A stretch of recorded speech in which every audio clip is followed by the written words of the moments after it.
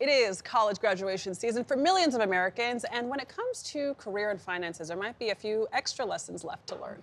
CBS News business analyst Jill Schlesinger is here with advice on how to set yourself up for success for these graduates out there. So, Jill, you know, we keep talking about how there's so much economic uncertainty, but what is the job market like for recent grads? You know, it's not great.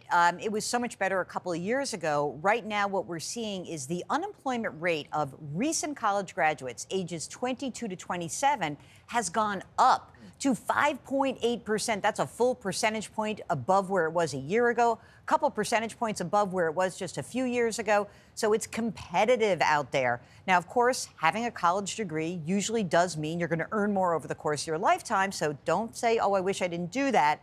But you're going to have to buckle up. It's going to be a difficult economic scenario to land that job. I always tell young people that you should take any job, just start working. You can always make a change later, but don't just sit at home. Do something. I totally agree. So in honor of this segment, I went out and did some crowdsourcing. I went to my podcast audience. I said, give some advice to our viewers. And people came in with really good advice. And one of the best things that someone said was a recent grad who's maybe 30 years old said, hey, you know what?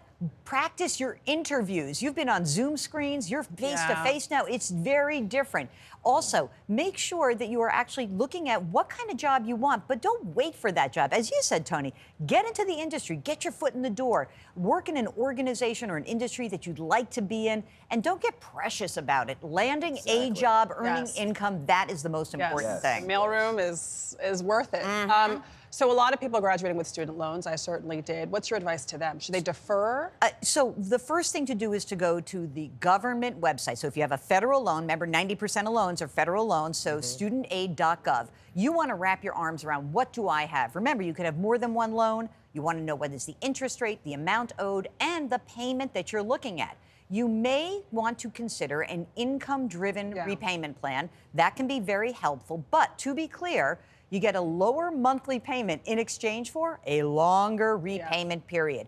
I think that many people were just going to say, oh, well, I'm in deferment. That's great. I'd get in the habit of doing it. Automate those payments. Remember, if you miss a payment, the Department of Ed is reporting this to credit agencies, and this can ding your credit record quickly. So automate it, get your arms around it, and then will he be here to guide you for the rest of your career. And make a budget.